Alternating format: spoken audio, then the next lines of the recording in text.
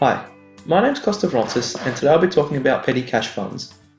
Petty cash is a small amount of cash held by the business in order to pay for small day-by-day costs. This may include the purchasing of small office supplies or food for a business meeting. The petty cash should not be used to purchase large expenses, such as buildings or equipment. There are 3 steps needed to create and maintain a petty cash fund. The first step is establishing the fund. This is done by writing a check for the amount of the fund. For example, $150 under the care of a trustworthy employee, known as the custodian. As you can see, on the 1st of March, Peter's plans cashed a $150 check in order to establish the petty cash fund.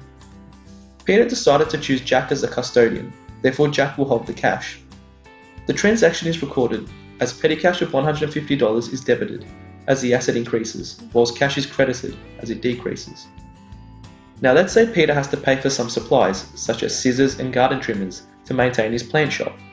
Peter will use his petty cash fund in order to pay for these expenses. Therefore, we're led to the second step, which is making payments from the fund. Cash may be taken directly from the petty cash fund in order to pay for something.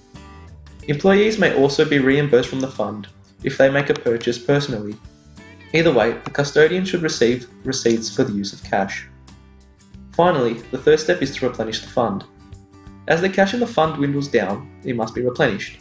The remaining cash left in the fund, for example $20, is counted, and hence $130 cash is requested to replenish the fund.